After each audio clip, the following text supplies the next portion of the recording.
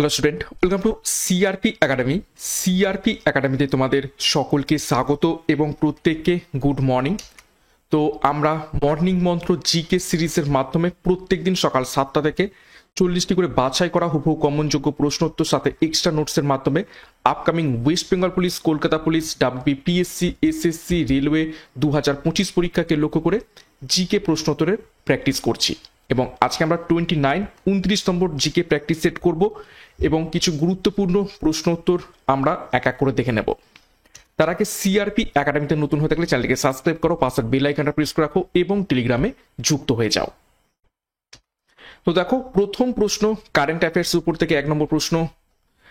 বিশ্ববিদ্যালয় মঞ্জুরি কমিশন বা ইউজিসির নতুন চেয়ারম্যান হিসাবে কে নিযুক্ত হয়েছেন? প্রত্যেকদিন ক্লাসগুলো ফলো করবে যেভাবে ক্লাসগুলো করানো হচ্ছে এবং 40টি করে প্রশ্ন প্রত্যেক দিন, মানে অনেকটাই প্র্যাকটিস তোমাদের হবে, সাথে রিভাইজ হবে এবং পরীক্ষাতে এই ধরনের প্রশ্নই তোমরা পাবে। তো বিশ্ববিদ্যালয় মঞ্জুরি কমিশন বা ইউজিসির নতুন চেয়ারম্যান হিসেবে নিযুক্ত হয়েছেন, সঠিক উত্তর হবে অপশন বি, বিনীত যোশী। 2 নম্বর প্রশ্ন, আইসিসি পুরুষ ক্রিকেট কমিটির চেয়ারম্যান হিসাবে কাকে পুনর্নিযুক্ত করা হয়েছে?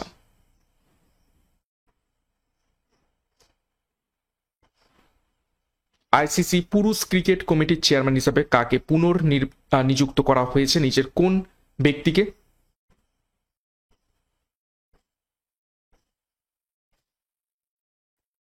সঠিক উত্তর অপশন সি, সৌরভ গাঙ্গুলিকে। 3 নম্বর প্রশ্ন, টি-20 ক্রিকেটে 100টি অর্ধশতক করা প্রথম ভারতীয় ব্যাটসম্যানকে?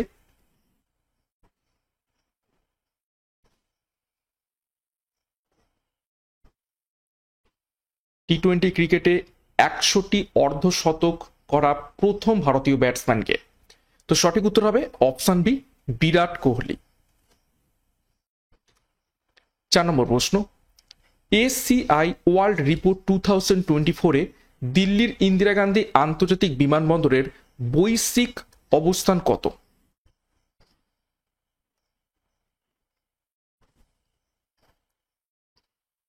দিল্লির ইন্দিরা গান্ধী আন্তর্জাতিক বিমানবন্দর কোন পজিশনে রয়েছে? তো সঠিক উত্তর হবে অপশন বি, নবম। এটা হচ্ছে নবমতম ব্যস্ততম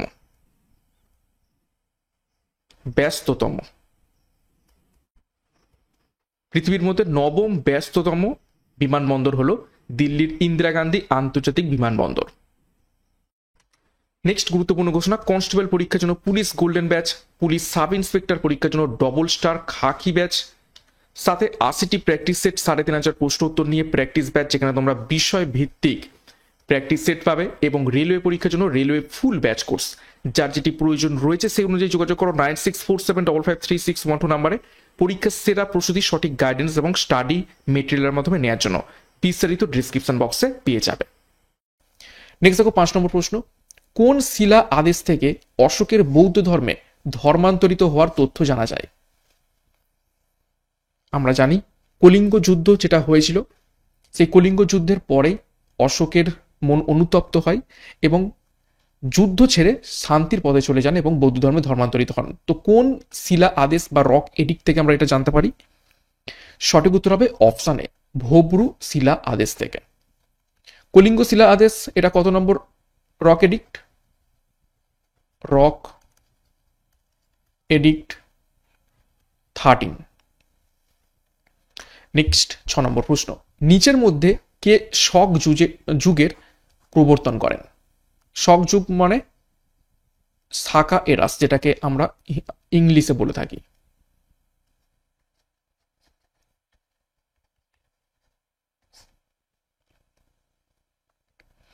সঠিক উত্তর হবে অপশন বি, কনিষ্ক। দেখো, কুষাণ সম্রাট কনিষ্ককে 78 খ্রিস্টাব্দে সিংহাসনে আরোহণের সময় শক যুগের সূচনা করা হয়ে থাকে। 7 নম্বর প্রশ্ন, আলমাত্তি বাঁধ নিচের কোন নদীর উপর অবস্থিত রয়েছে?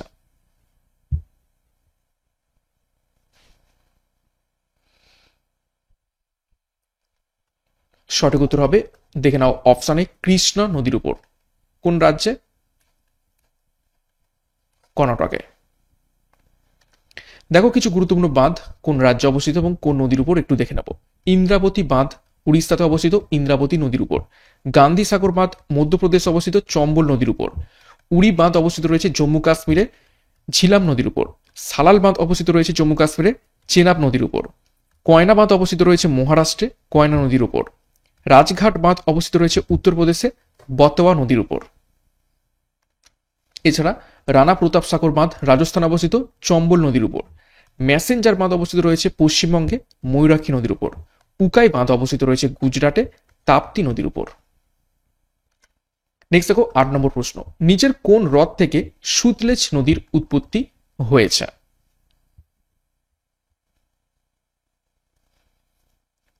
গুরুত্বপূর্ণ প্রশ্ন।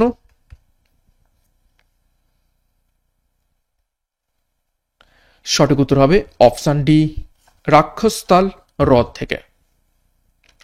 দেখো বিভিন্ন নদীর নাম, উৎস এবং পতন স্থল আমরা দেখে নেব। গোদাবরী নদী, তার দৈর্ঘ্য 1465 কিলোমিটার, এটি ত্রিম্বক পর্বত থেকে উৎপত্তি লাভ করে বঙ্গোপসাগরে পতিত হয়েছে। কাবেরী নদী 805 কিলোমিটার, ব্রহ্মগিরি শৃঙ্গ থেকে উৎপত্তি লাভ করে বঙ্গোপসাগরে পতিত হয়েছে। গঙ্গা নদী 2525 কিলোমিটার, গঙ্গোত্রী হিমবাহ থেকে উৎপত্তি লাভ করে বঙ্গোপসাগরে পতিত হয়েছে। মহানদী 858 কিলোমিটার, সিয়াওয়ারা উচ্চভূমি থেকে উৎপত্তি লাভ করে বঙ্গোপসাগরে পতিত হয়েছে। তাপ্তি নদী 724 কিলোমিটার, মহাদেব পর্বত থেকে উৎপত্তি লাভ করে কাম্বে উপসাগরে পতিত হয়েছে। নর্মদা নদী 1312 কিলোমিটার, অমরকণ্টক শৃঙ্গ থেকে উৎপত্তি লাভ করে কাম্বে উপসাগরে পতিত হয়েছে। নেক্সট দেখো ব্রহ্মপুত্র নদী বা নদ চেমাংদুং হিমবাহ থেকে উৎপত্তি লাভ করে বঙ্গোপসাগরে পড়েছে। কৃষ্ণা নদ 1400 কিলোমিটার, মহাবালেশ্বর শৃঙ্গ থেকে বঙ্গোপসাগরে পতিত হয়েছে। সিন্ধু নদ 2880 কিলোমিটার, সিনকা বা উষ্ণ প্রস্রবণ থেকে উৎপত্তি লাভ করে আরব সাগরে পতিত হয়েছে। লুনি নদী 495 কিলোমিটার, পুষ্কর ভ্যালি থেকে উৎপত্তি লাভ করে কচ্ছের রানে পতিত হয়েছে। এবং লুনি নদী একমাত্র অন্তর্বাহিনী নদী। ঝিলাম নদী 795 কিলোমিটার, ভেরিনাগ পাহাড় থেকে উৎপত্তি লাভ করে চেনাব নদীতে পতিত হয়েছে। নেক্সট দেখো 9 নম্বর প্রশ্ন, গোয়া, দমন ও দিউ অঞ্চলগুলি ভারতের সংবিধানে অন্তর্ভুক্ত করা হয়েছিল কোন সংশোধনী বিলের মাধ্যমে? খুবই গুরুত্বপূর্ণ প্রশ্ন, প্রত্যেকটা প্রশ্নই খুবই গুরুত্বপূর্ণ এবং একটু হাই লেভেলের। প্রত্যেকদিন ক্লাসগুলো ফলো করবে, অনেক অনেক প্র্যাকটিস হবে এবং নিজেদের কনফিডেন্সটা বাড়বে। সঠিক উত্তর হবে অপশন ডি, দ্বাদশ সংশোধনী 1962 সালে। 10 নম্বর প্রশ্ন, অনুচ্ছেদ 112 এর আদেশ অনুযায়ী নিম্নলিখিত নথির মধ্যে কোনটি সংসদে উপস্থাপিত হয়?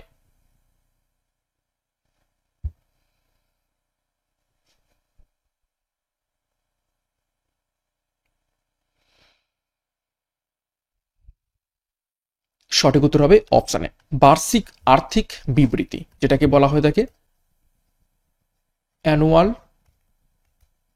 Financial statement. দেখো কিছু গুরুত্বপূর্ণ ধারা আমরা দেখে নেব। ধারা 112 বার্ষিক আর্থিক বিবৃতি, ধারা 110 অর্থ বিল এবং ধারা 280 অর্থ কমিশন সম্পর্কে বলা রয়েছে। নেক্সট দেখো 11 নম্বর প্রশ্ন, কোন ভিটামিন টোকোফেরল নামেও পরিচিত রয়েছে? অর্থাৎ নিচের কোন ভিটামিনের রাসায়নিক নাম টোকোফেরল? বিভিন্ন ভিটামিনের রাসায়নিক নাম পরীক্ষা এসে থাকে।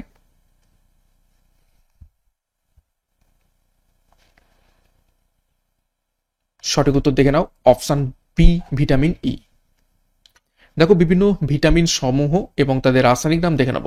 ভিটামিন এ রাসায়নিক নাম রেটিনল, ভিটামিন বি1 এর রাসায়নিক নাম থিয়ামিন, ভিটামিন বি2 রাসায়নিক নাম রাইবোফ্লাভিন, ভিটামিন বি3 রাসায়নিক নাম নিয়াসিন, ভিটামিন বি5 এর রাসায়নিক নাম প্যান্টোথেনিক অ্যাসিড, ভিটামিন বি6 এর রাসায়নিক নাম পাইরিডক্সিন, ভিটামিন বি7 বা ভিটামিন এইচ তার রাসায়নিক নাম বায়োটিন। এছাড়া ভিটামিন বি9 এর রাসায়নিক নাম ফলিক অ্যাসিড, ভিটামিন বি12 এর রাসায়নিক নাম সায়ানোকোবালামিন, ভিটামিন সি রাসায়নিক নাম অ্যাসকর্বিক অ্যাসিড, ভিটামিন ডি এর রাসায়নিক নাম ক্যালসিফেরল, ভিটামিন ই এর রাসায়নিক নাম টোকোফেরল, ভিটামিন জি এর রাসায়নিক নাম নিয়াসিন, ভিটামিন কে এর রাসায়নিক নাম ফাইলোকুইনন বা ন্যাপথোকুইনন। 12 নম্বর প্রশ্ন, আমাদের শরীরে কোথায় ইউরিয়া তৈরি হয়ে থাকে?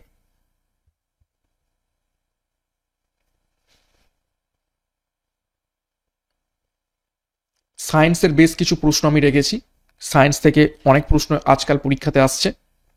তো সঠিক উত্তর হবে অপশন সি, লিভারে ইউরিয়া তৈরি হয়ে থাকে। 13 নম্বর প্রশ্ন, পর্যায় সারণীতে নিচের কোনটি সবচেয়ে বেশি এবং সবচেয়ে কম তড়িৎ ঋণাত্মক উপাদান?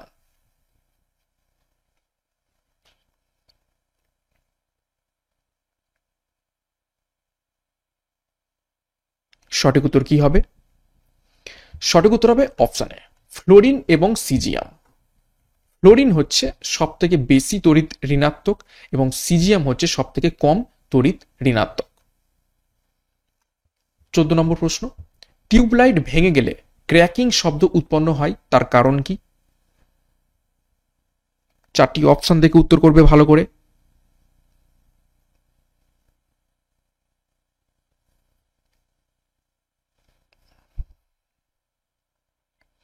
সঠিক উত্তর হবে অপশন এ, বাতির ভিতরের চাপ বায়ুমণ্ডলীয় চাপের চেয়ে কম থাকে, যে কারণে যখনই ভেঙে যায় তখন ক্র্যাকিং শব্দ উৎপন্ন হয়ে থাকে। 15 নম্বর প্রশ্ন দেখো, সেপ্টবার্গ ইউনিট ড্যাশের একটি ইউনিট।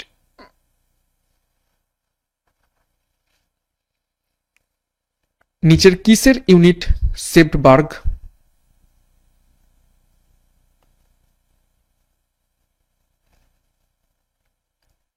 সঠিক উত্তর হবে অপশন ডি, সময়ের ইউনিট।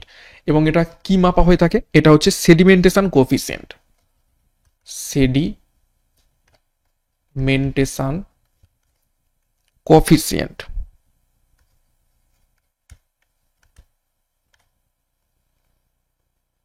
নেক্সট 16 নম্বর প্রশ্ন, সমুদ্র পৃষ্ঠে মেরুতে এবং নিরক্ষরেখায় অভিকর্ষের কারণে ত্বরণের মানের মধ্যে পার্থক্য কি?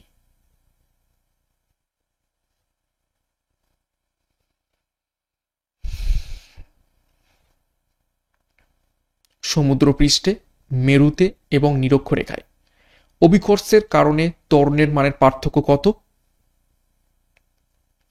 সঠিক উত্তর হবে option C, 1.80 centimetre second to the power -2। এই যে 2টা রয়েছে এটা অ্যাকচুয়ালি উপরে।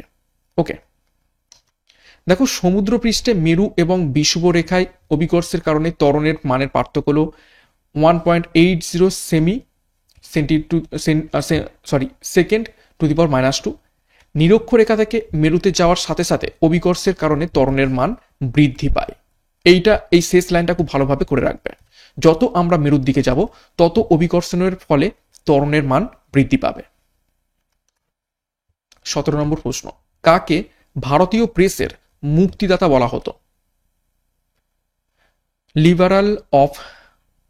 লিবারেটর অফ প্রেস নিচের কোন ব্যক্তিকে বলা হতো?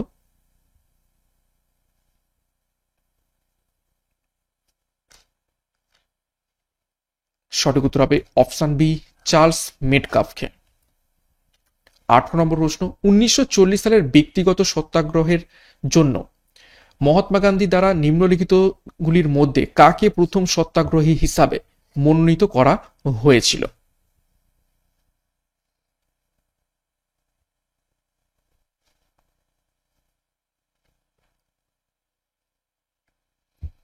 সঠিক উত্তর হবে অপশন এ, আচার্য বিনোবা ভাবেকে। দেখো নির্বাচিত প্রথম সত্যাগ্রহী ছিলেন আচার্য বিনোবা ভাবে, যিনি যুদ্ধের বিরুদ্ধে কথা বলার সময় তাকে জেলে পাঠানো হয়েছিল। দ্বিতীয় সত্যাগ্রহী কে ছিলেন? ইন্ডিভিজুয়াল সত্যাগ্রহী বা ব্যক্তিগত সত্যাগ্রহী, তিনি হলেন জওহরলাল নেহেরু। এবং তৃতীয় ছিলেন ব্রহ্মা দত্ত, গান্ধীর আশ্রমের একজন বন্দী। 19 নম্বর প্রশ্ন দেখো, নিচের কোন আইনের অধীনে ভারতে সিভিল সার্ভিস চালু করা হয়?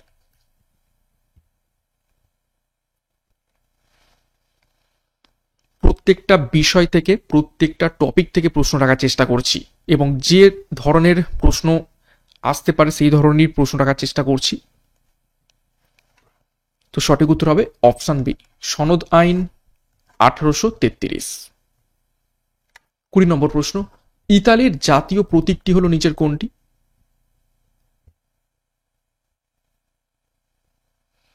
চারটি অপশন রয়েছে, দেখে উত্তর করার চেষ্টা করো। সঠিক উত্তর মিলিয়ে নাও। অপশানে শ্বেতপদ্ম ইতালির জাতীয় প্রতীক।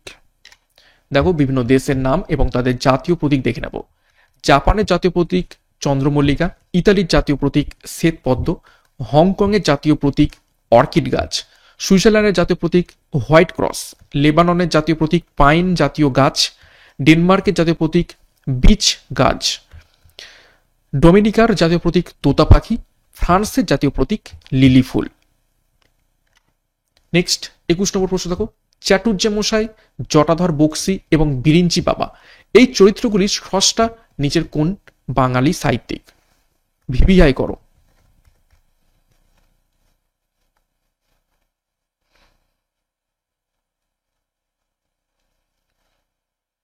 সঠিক উত্তর হবে অপশন সি, রাজশেখর বসু।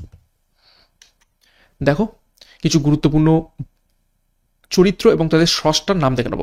রানার চরিত্রের স্রষ্টা সুকান্ত ভট্টাচার্য, গোরা চরিত্রের স্রষ্টা রবীন্দ্রনাথ ঠাকুর, কোনি চরিত্রের স্রষ্টা মতি নন্দী, শঙ্কর এবং অ্যালভারের চরিত্রটির স্রষ্টা বিভূতিভূষণ বন্দ্যোপাধ্যায়, ঘনাদা চরিত্রের স্রষ্টা প্রেমেন্দ্র মিত্র, টেনিদা চরিত্রের স্রষ্টা নারায়ণ গঙ্গোপাধ্যায়, ব্যোমকেশ, অজিত এই দুটি চরিত্রের স্রষ্টা শরদিন্দু বন্দ্যোপাধ্যায় এবং পিন্ডিদা চরিত্রের স্রষ্টা আশুতোষ মুখোপাধ্যায়। 22 নম্বর প্রশ্ন দেখো, সনেট লুইস শহরটি কোন নদীর তীরে অবস্থিত রয়েছে?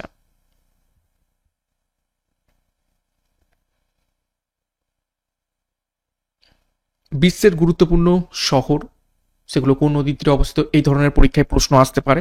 সঠিক উত্তর হবে এখান থেকে অপশন বি, মিসিসিপি নদীর তীরে সনেট লুইস শহরটি অবস্থিত রয়েছে। এক্সট্রা নোটস কিছু দেখবো, দেখো শহর আর নদী।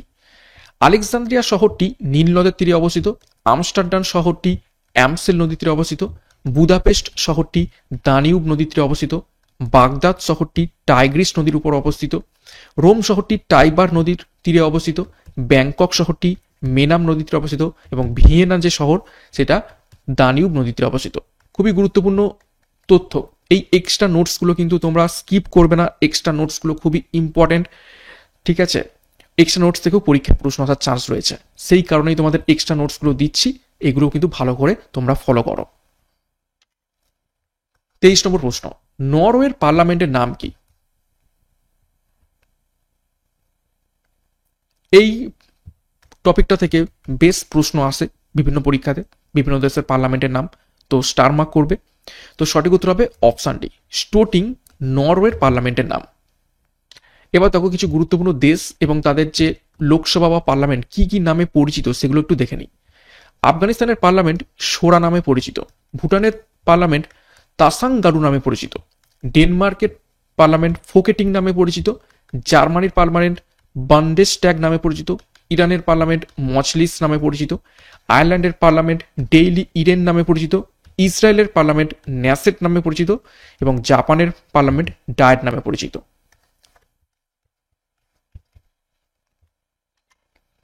24 নম্বর প্রশ্ন, আচানাকামার অভয়ারণ্য কোন রাজ্যে অবস্থিত রয়েছে?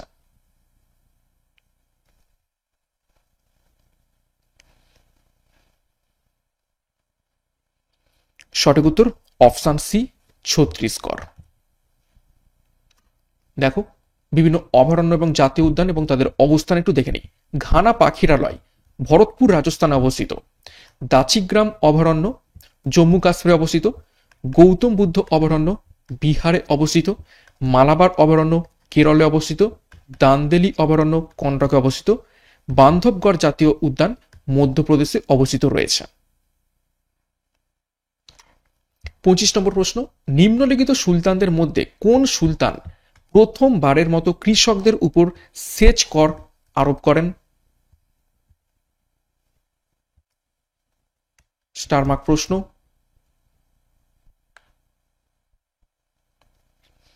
সঠিক উত্তর হবে অপশন ডি, ফিরোজ তুগলক। দেখো ফিরোজ শাহ তুগলক ছিলেন মোহাম্মদ বিন তুগলকের চাচাতো ভাই এবং 23 মার্চ 1351 খ্রিস্টাব্দে তিনি দিল্লির শাসক হন।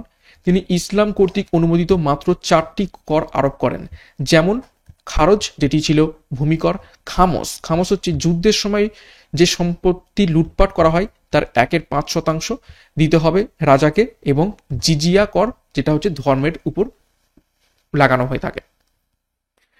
নেক্সট 26 নম্বর প্রশ্ন, নিচের কাকে আমির খুসরোর শিক্ষক হিসাবে বিবেচনা করা হয়? হিন্টস দিচ্ছি, তার নামে বাংলা বেশ গান রয়েছে, একটা বিখ্যাত গান রয়েছে, দিল্লিতে নিজামুদ্দিন আউলিয়া এলো। তো সঠিক উত্তর হবে অপশন সি, নিজামুদ্দিন আউলিয়া আমির খুসরোর শিক্ষক হিসাবে বিবেচনা করা হয়। 27 নম্বর প্রশ্ন, এমপিইজি এর সঠিক পূর্ণরূপ কি? ইতিহাস, ভূগোল, সংবিধান, economics, current affairs, static GK, computer technology, বিজ্ঞান, বায়োলজি, কেমিস্ট্রি, ফিজিক্স, প্রত্যেকটা টপিক থেকে প্রশ্ন রাখার চেষ্টা করছি এবং হাই লেভেলের। সঠিক উত্তর হবে option B, moving picture experts group. 28, তরাইনের প্রথম যুদ্ধে নিচের কোন দুর্গটি মোহাম্মদ ঘুরির বাহিনী দখল করেছিল, যেটি ঘুরিদ এবং চৌহানদের মধ্যে যুদ্ধের সূত্রপাত করেছিল? অর্থাৎ নিচের কোন দুর্গটি মোহাম্মদ ঘুরির বাহিনী দখল করেছিল এবং সেটাকে ছাড়াতে পৃথ্বীরাজ চৌহান যায় এবং তার ফলে মোহাম্মদ ঘুরি এবং চৌহানের মধ্যে প্রথম পানিপথের যুদ্ধ হয়? সঠিক উত্তর হবে অপশন সি, তাবার হিন্দ দুর্গ। 1191 সালে প্রথম তরাইনের যুদ্ধ হয়।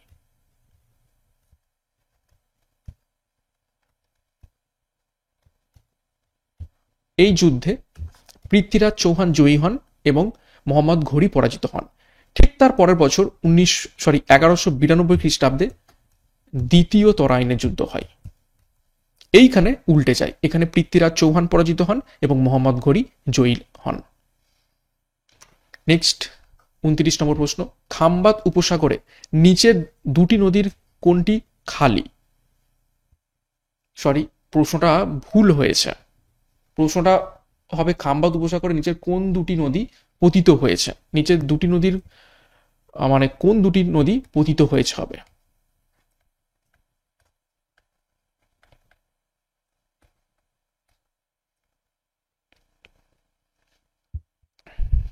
সঠিক উত্তর হবে অপশানে নর্মদা এবং তাপ্তি নদী খাম্বাত উপসাগরে পতিত হয়েছে। 30 নম্বর প্রশ্ন, উপরের গঙ্গা সমভূমির অস্থির বায়বীয় বালুকাময় আমানত কোন নামে পরিচিত?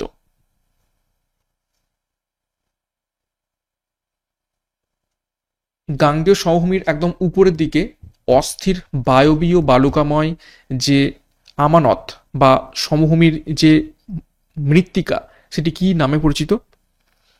সঠিক উত্তর হবে অপশন এ, ভূর নামে পরিচিত রয়েছে। ধ্রিয়ান, ধ্রিয়ান হচ্ছে চলমান বালিয়াড়ি, রাজস্থানে পরিচিত ধ্রিয়া নামে। আর রোহি হচ্ছে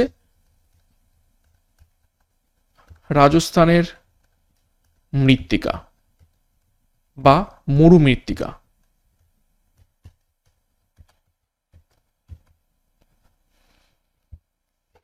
ওকে, নেক্সট 31 নম্বর প্রশ্ন, ভারতের সংবিধানে প্রস্তাবনায় নিচের কোন ধরনের স্বাধীনতার উল্লেখ নেই?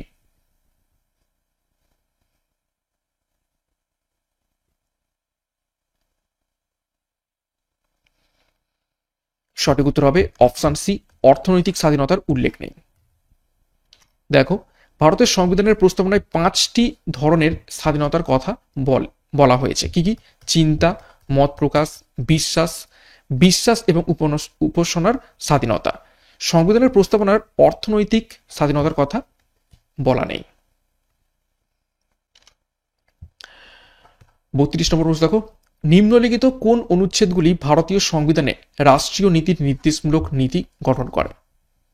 অর্থাৎ কোন ধারা থেকে কোন ধারা পর্যন্ত রাষ্ট্রীয় নীতির নির্দেশমূলক নীতি বা DPSP, directive principal state policy লেখা রয়েছে?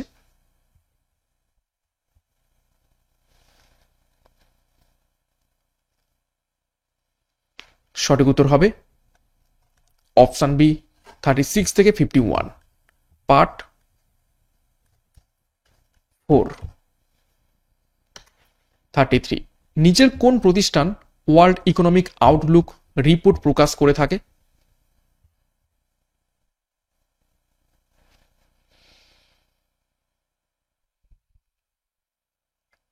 সঠিক উত্তর দেখো অপশান সি, আন্তর্জাতিক মুদ্রা তহবিল বা ইন্টারন্যাশনাল মনিটারি ফান্ড। 34 নম্বর প্রশ্ন, ভারতের বৃহত্তম বাজরা বা পাল মিলেট উৎপাদনকারী রাজ্য নিচের কোনটি? ভিভিআই করো।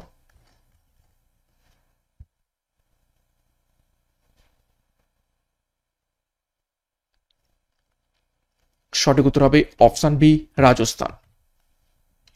35। ট্রাইকোলজি নিচের কোন বক্তব্যের সাথে সম্পর্কিত বা নিচের কোন অধ্যয়নের সাথে সম্পর্কিত রয়েছে ট্রাইকোলজি?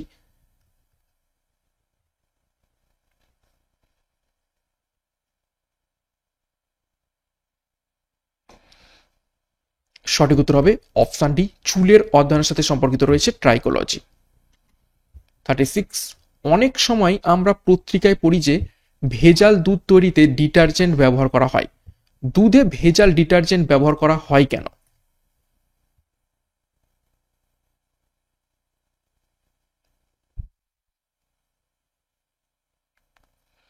সঠিক উত্তর হবে অপশান এ, জলে চর্বি দ্রবীভূত করার জন্য।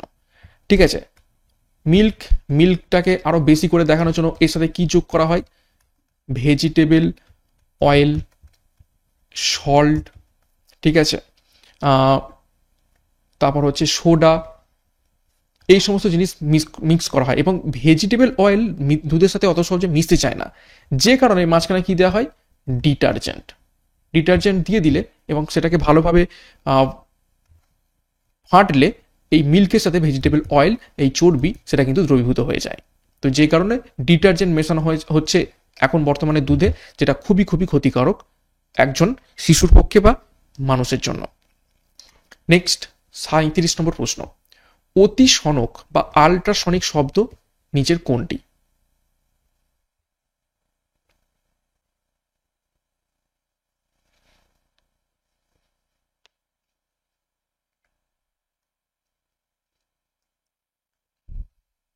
সঠিক উত্তর হবে অপশন বি, 20 কিলো হার্জের বেশি কম্পাঙ্কের শব্দ। অপশনগুলো দেখো খুব গায়ে গায়ে দেওয়া রয়েছে, কিন্তু এখানে কি রয়েছে? Kilo hertz. 20 কিলো হার্জ মানে কত? 20,000 হার্জ। 20,000 হার্জের উপরের যে শব্দ, সেটাকে বলা হয়ে থাকে কি? অতিসনক বা আল্ট্রাসনিক শব্দ। 38। 1884 সালে সুরেন্দ্রনাথ ব্যানার্জি কোথায় ভারতীয় জাতীয় সম্মেলন বা ইন্ডিয়ান ন্যাশনাল কনফারেন্স প্রতিষ্ঠা করেন?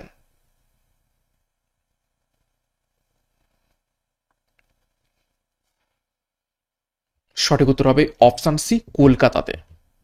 এখান থেকে গুরুত্বপূর্ণ তথ্য ভালোভাবে মনে রাখবে, যেটা সবসময় অনেকের মধ্যে মানে গুলিয়ে যায় এবং ভুল উত্তর করে।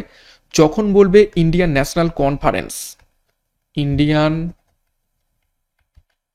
ন্যাশনাল কনফারেন্স, তখন হয়ে যাবে 1884। আর যখন বলবে ইন্ডিয়ান অ্যাসোসিয়েশন,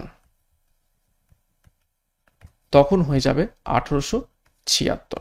ঠিক আছে, Indian national association, actually national association বলা উচিত, তখন হয়ে যাবে 1876। এবং তিনি অর্থাৎ কে, এই সুরেন্দ্রনাথ ব্যানার্জি রাষ্ট্রগুরু বা জাতির শিক্ষক নামেও পরিচিত ছিলেন। 39 দেখো, মাল্যদান সিনেমাটি কে পরিচালনা করেছেন?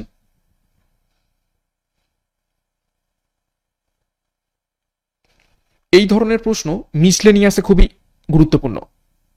ঠিক আছে, আর্ট কালচার, ঠিক আছে, বাংলার যে সমস্ত সিনেমা রয়েছে, সাহিত্য রয়েছে, এই সমস্ত থেকে বেশি প্রশ্ন মিসলেনিয়াস এসে থাকে। তো সঠিক উত্তর হবে অপশানে অজয় কর। 40 নম্বর প্রশ্ন এবং আজকের ক্লাসের শেষ প্রশ্ন, বিশ্ব স্বাস্থ্য দিবস কোন দিনটিতে পালন করা হয়? World health day.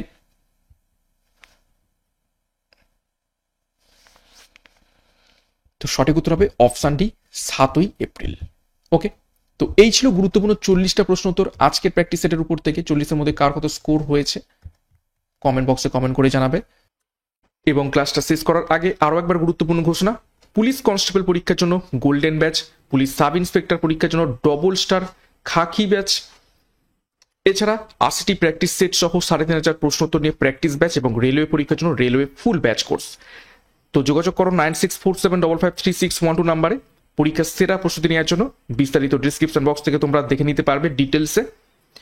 এবং সিআরপি একাডেমিতে নতুন হতে গেলে চ্যানেলকে সাবস্ক্রাইব করো, পাশের বেল আইকনটা প্রেস করে রাখো, এছাড়া টেলিগ্রামে যুক্ত হয়ে যাও। তো আজকের মতো ক্লাসটা এখানেই শেষ করছি। প্রত্যেককে all the best, thank you, by.